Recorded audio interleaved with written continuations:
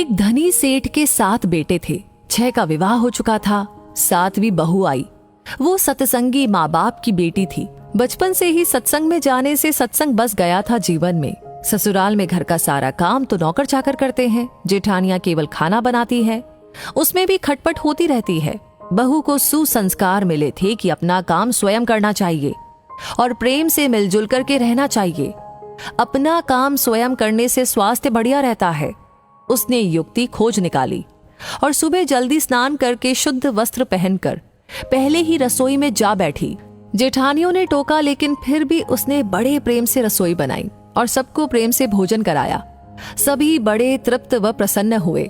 दिन में सास छोटी बहू के पास जाकर बोली, बहू तू सबसे छोटी है, तू रसोई क्यों बनाती है? तेरी 6 जेठानियां हैं। बहू ने कहा, माँ जी, कोई भूखा अतिथि घर आ जाए तो उसको आप भोजन क्यों कराते हैं? सास ने कहा, बहू, शास्त्रों में लिखा है कि अतिथि भगवान का स्वरूप होता है, भोजन पाकर वो तृप्त होता है, तो भोजन कराने वाले को बड़ा पुण्य मिलता है। माँ जी, अतिथि को भोजन कराने से पुण्य होता है तो क्या घर वालों को भोजन कराने से पाप होता है? अतिथि में भगवान का स्वरूप है तो घर के सभी लोग भी तो भगवान का ही स्वरूप है, क्योंकि भगवान का निवास तो जीव मात्र में है। और माँ जी, अन्न आपका, बर्तन आपके, सब चीजें आपकी हैं। मैं जरा सी मेहनत करके सब में भगत भाव रख के रसोई बनाकर खिलाने की थोड़ी सी ही सेवा कर लूं तो मुझे पुण्य होगा कि नहीं होगा? सब प्रेम से भोजन करके तृप्त होंगे, प्रसन्न होंगे तो कितना लाभ होगा। इसलिए माँ जी, आप रसोई मुझे बनाने दीजिए, कुछ मेहनत करूंगी तो स्वास्थ्य भी बढ़िया रहेगा। सास ने सोचा कि बहू की बात तो ठीक है, हम इसको सबसे छोटी समझते हैं, पर इसकी बुद्धि सबसे अच्छी है। दूसरे दिन सास सुबह जल्दी स्नान करके रसोई बनाने बैठ गई। बहुओं ने देखा तो बोली, माँ जी, आप परिश्रम क्यों करती हैं? सास ने कहा, तुम्हारी उम्र से मेरी उम्र ज्यादा है, मैं जल्दी मर जाऊंगी, मैं अभी पुण्य नहीं करूंगी तो फिर कब करूंगी?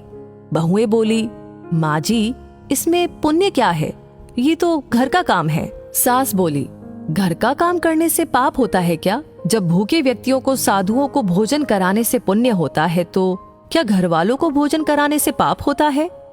सभी में ईश्वर का वास है। सास की बातें सुनकर सब बहुओं को लगा कि इस बात का तो हमने कभी ख्याल ही नहीं किया। ये युक्ति तो बहुत ही बढ़िया है। अब जो बहू पहले जग जाए वो रसोई बनाने बैठ जाए। पहले जो भाव था कि तू रसोई बना तो 6 बारी बंदी थी, लेकिन अब मैं बनाऊं ये भाव हुआ तो 8 बारियां बंद गई। 2 और बढ़ गए, सास और छोटी बहू। काम करने में तू कर, इससे काम बढ़ जाता है और आदमी कम हो जाते हैं। पर मैं करूं, इससे काम हल्का हो जाता है और आदमी बढ़ जाते हैं। छोटी बहू उत्साही थी, सोचा कि अब तो रोटी बनाने में चौथे दिन बारी आती है, फिर क्या किया जाए। घर में गेहूं पीसने की चक्की पड़ी थी, उसने उससे गेहूं पीसने शुरू कर दिए। मशीन की चक्की का आटा गरम गरम बोरी में भर देने से जल जाता है। उसकी रोटी स्वादिष्ट नहीं होती, लेकिन हाथ से पीसा गया आटा ठंडा और अधिक पौष्टिक होता है और उसकी रोटी भी स्वादिष्ट होती है। छोटी बहू ने गेहूं पीसकर उसकी रोटी बनाई तो सब कहने लगे कि आज तो रोटी का जायका बहुत ही अच्छा है। सास बोली, बहू, तू क्यों गेहूं पीसती है? अपने पास पैसों की कमी नहीं है। माँ जी, हाथ से गेहूं पीसने से व्यायाम हो जाता है और बीमारी नहीं आती। दूसरा रसोई बनाने से भी ज्यादा पुण्य गेहूं पीसने का है। सास और जेठानियों ने जब सुना तो लगा कि बहू तो ठीक ही कहती है। उन्होंने अपने अपने पतियों से कहा कि घर में चक्की ले आओ, हम सब गेहूं पीसेंगी। रोजाना सभी जेठानियां चक्की में 2-2.5 सेर गेहूं पीसने लगी। अब छोटी बहू ने देखा कि घर में जूठे बर्तन मांजने के लिए नौकरानी आती है। अपने जूठे बर्तन हमें स्वयं साफ करने चाहिए, क्योंकि सब में ईश्वर है तो कोई दूसरा हमारा जूठा क्यों साफ करे। अगले दिन उसने सब बर्तन मांज दिए तो सास बोली, बहू, विचार तो कर, बर्तन मांजने से तेरा गहना घिस जाएगा, कपड़े खराब हो जाएंगे। माँ जी, काम जितना छोटा उतना ही उसका महात्म्य ज्यादा। पांडवों के यज्ञ में भगवान श्री कृष्ण ने जूठी पत्तले उठाने का काम किया था। दूसरे दिन सास बर्तन मांजने बैठ गई। उसको देख कर के सब बहुओं ने बर्तन मांजने शुरू कर दिए। घर में झाड़ू लगाने नौकर आता था। अब छोटी बहू ने सुबह जल्दी उठ करके झाड़ू लगा दी। सास ने पूछा, बहू, झाड़ू तूने लगाई है? माँ जी, आप मत पूछिए, आपको बोलती हूँ तो मेरे हाथ से काम चला जाता है। झाड़ू लगाने का काम तो नौकर का है, तो तू क्यों लगाती है?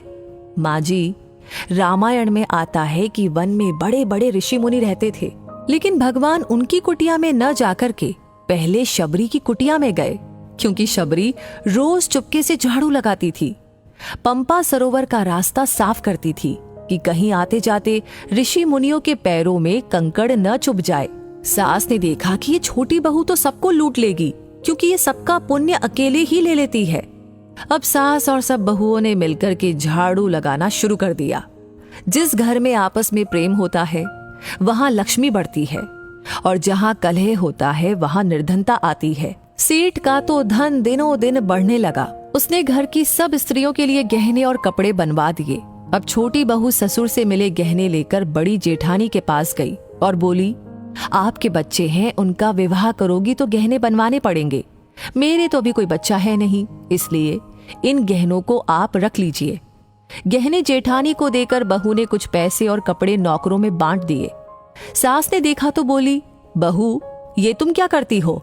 तेरे ससुर ने सबको गहने बनवा कर दिए हैं और तूने वो जेठानी को दे दिए और पैसे कपड़े नौकरों में बांट दिए। माँ जी, मैं अकेले इतना इकट्ठा करके क्या करूंगी? अपनी वस्तु किसी जरूरतमंद के काम आए तो आत्मिक संतोष मिलता है, और दान करने का तो अमिट पुण्य होता ही है। सास को बहू की बात लग गई। वो सेठ के पास जाकर बोली कि मैं नौकरों में धोती साड़ी बांटूंगी और आसपास में जो गरीब परिवार रहते हैं उनके बच्चों की फीस मैं स्वयं भरूंगी। अपने पास कितना धन है, किसी के काम आए तो अच्छा ही है, न जाने कब मौत आ जाए और सब यहीं पर पड़ा रह जाए। जितना अपने हाथ से पुण्य कर्म हो जाए अच्छा है। सेठ बहुत प्रसन्न हुआ कि पहले नौकरों को कुछ देते थे तो लड़ पड़ती थी, पर अब कहती है कि मैं खुद ही दूंगी। सास दूसरों को वस्तुएं देने लगी तो ये देख कर के दूसरी बहुएं भी देने लगी। नौकर भी खुश होकर के मन लगा कर के काम करने लगे और आस पड़ोस में भी खुशहाली छा गई। श्रेष्ठ मनुष्य जो जो आचरण करता है दूसरे मनुष्य वैसा वैसा ही करते हैं। वो जो कुछ प्रमाण कर देता है दूसरे मनुष्य उसी के अनुसार आचरण करते हैं। छोटी बहू ने जो आचरण किया उससे उसके घर का तो सुधार हुआ ही, साथ में पड़ोस पर भी अच्छा असर पड़ा। उनके घर में भी सुधार आया। देने के भाव से आपस में प्रेम भाईचारा बढ़ गया। इस तरह बहू को सत्संग से मिली सूझबूझ ने उसके घर के साथ अनेकों घरों को खुशहाल कर दिया। तो दोस्तों, इस कहानी को सुनते हुए आप क्या महसूस कर रहे थे? आपकी क्या राय है? हमें कमेंट सेक्शन में लिख करके अपनी राय जरूर बताएं। लाइक ऑलरेडी आपने कर दिया है तो इस कहानी को बहुत सारे लोगों के साथ शेयर करना बिल्कुल ना भूलें, क्योंकि आपका हर एक लाइक, हर एक कमेंट, हर एक शेयर हमें प्रेरणा देता है ऐसी कहानियों पर काम करने के लिए, आप तक पहुंचाने के लिए। तो हमेशा ऐसी कहानियां आपको मिलती रहे, उसके लिए करना होगा एक छोटा सा काम, हमारे पेज को फॉलो कर लीजिए। तो मैं मिलूंगी आपसे बहुत जल्दी ही और ऐसी कहानियों के साथ। तब तक के लिए कहूंगी धन्यवाद।